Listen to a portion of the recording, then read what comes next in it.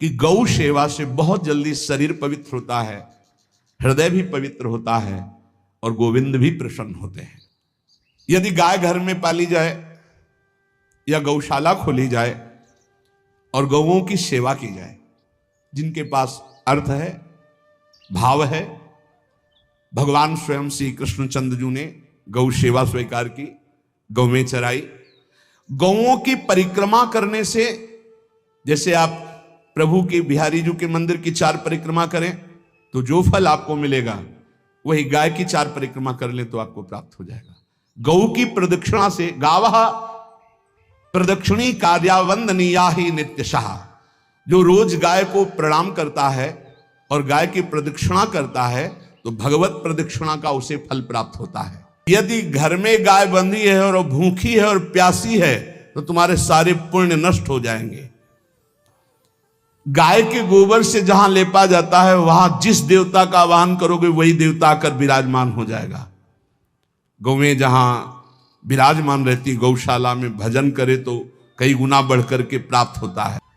जहां गौएं विराजमान होती हैं वो बड़ा पवित्र दिव्य तीर्थ स्थल माना जाता है। अपवित्र भूमि में भी यदि गाय के गोबर का लेप कर दिया जाए तो परम पवित्र मानी जाती है। गाय बहुत पवित्र, जहां वो बैठती है, जहां वो मूत्र त्याग करती, गोबर त्याग करती, वो स्थान तीर्थ तुल्य पवित्र माना जाता है। कितना भी बड़ा पापी हो, अगर पंचगव्य पिलाया जाए तो वो वैदिक मंत्रों को स्वीकार करने लायक हो जाता है, पवित्र हो जाता है। पंचगव्य में 5 चीजें गाय की होती है: गाय का मूत्र, गाय का गोबर, गाय का दूध, गाय का दही और गाय का घी। ये 5 मिलाकर पंचगव्य पिलाया गया था। पहली बार जब वैदिक मंत्र दिया गया था तो पंचगव्य बनवाया था गुरुदेव भगवान ने संन्यास, और वो पिलाया था। ये पंचगव्य पिलाने से अपवित्रता का नाश होकर पवित्रता का संचार होता है।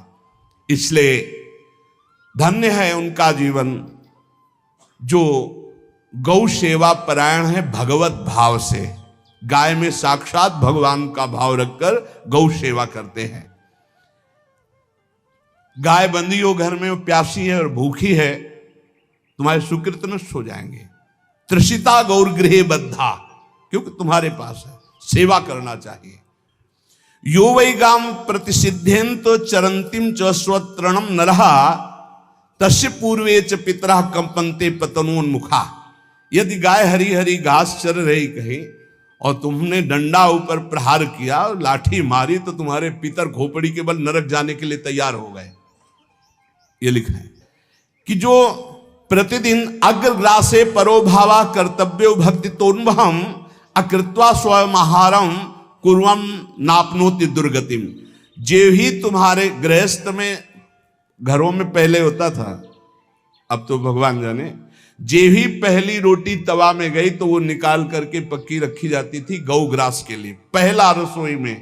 तो इसमें लिखा प्रतिदिन स्वभोजनम, पहले स्वयं भोजन न करके गाय के लिए ग्रास निकालना चाहिए। जहां गौ को माता की पदवी दी गई, जहां गौ को हम आराध्य देव के रूप में मानते हैं, आराधना करते हैं, गौ रक्षा, गौ सेवा, ये बहुत बड़ा इसमें छुपा हुआ है। स्वयं भगवान अवतरित होकर गौ जब गाय के रूप में पृथ्वी रमाती तो भगवान का अवतार हुआ है। बड़ा विचित्र समय आता चला जा रहा है कि अब आधुनिक यंत्रों की ऐसी सेवाएं हो गई बड़ी बड़ी कि अब ना बैल की जरूरत है, और ऐसे दूध की महंगाई बन गई कि अब देसी गाय 2 लीटर 3 लीटर 4 लीटर, और ऐसी ऐसी कि 20-20 25-25 लीटर दे तो कौन देसी गाय को।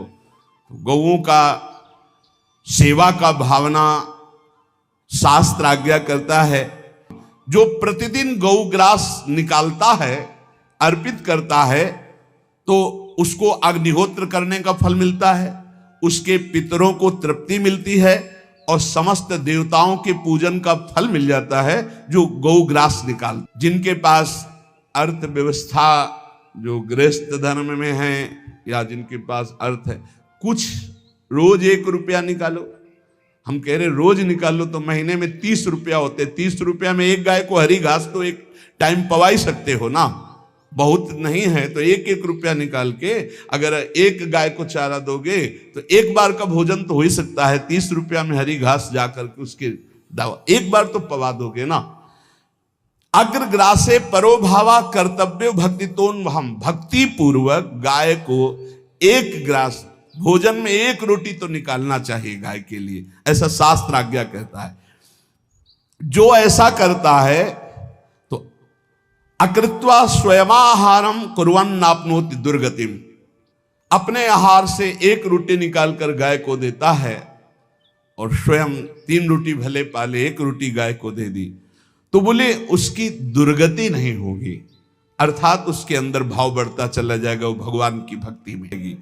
जो सदैव गौ सेवा करता है, उसके डांस मच्छर हटाता है, स्नान कराता है, पीठ में हाथ फेरता है, उसके पूर्वज जो पितर होते हैं वो नाच पड़ते हैं, उनका मंगल होना शुरू हो जाता है कि हमारे वंश में गौ सेवक पैदा हुआ, बड़ा भाग्यवान है और वो गौ के द्वारा हमें तार देगा, ऐसा भाव। गौ सेवा हमारे सनातन धर्म में बहुत बड़ा स्थान गौ सेवा का। तो मूर्ख मनुष्य जैसे अब गाय दूध नहीं दे रही, मार डंडे डंडे मार रहे हैं, इंजेक्शन लगा रहे हैं, ऐसे वैसे कर रहे हैं, उसको ताड़ना दे रहे हैं। तो बोले जो मूढ़ बुद्धि मूर्ख मनुष्य यो वही ताड़ते यष्ट्याधेनुम मर्त्यो विमूढ़धि, वो गाय को लाठी से मारता है, डंडे से मारता है, हाथों से मारता है तो धर्मराजस्य नगरेशा याति करवर्जिता। धर्मराज जी पहले अपने नरक में ले जा करके उसके कहते थोड़े थोड़े तिल तिल करके पहले इसके हाथ काटो, मरना है नहीं वहां, अब आराम आराम से थोड़े थोड़े पहले हाथ वर्जिता है, इन्हीं हाथों से गाय को मारा था ना, तो ऐसे थोड़ा थोड़ा काटा जाता है उसके हाथ। गौ सेवा का धन सिर्फ गौ सेवा में ही लगना चाहिए।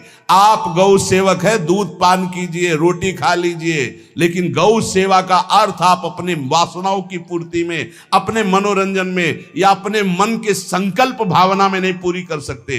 गौ सेवा के लिए ही पूरी कीजिए। गौ के वास का निर्माण, गौ के भोजन की व्यवस्था, वो दूध दे ना दे, वो कैसी भी अवस्था में हो, उसकी सेवा परायणता, उसके लिए सेवक रखना, सेवकों को भी सुख प्रदान करना, लेकिन स्वयं कभी गौ के सेवा के लिए आए हुए धन का स्वयं के लिए भोग न करना और निरंतर भजन रखना, उसे परम पद की प्राप्ति हो जाएगी।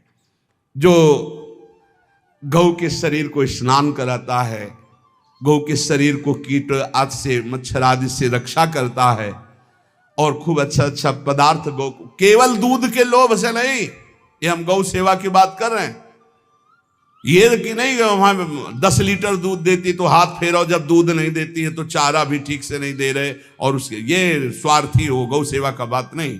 वो दूध का लोभी केवल व्यापार की बात करता है। गौ सेवा का तात्पर्य है गौ सेवा केवल खूब बछड़े को पिला दिया प्रसाद रूप से, जो दूध मिला उसका अपने सेवन की, वो बात तो अलग है।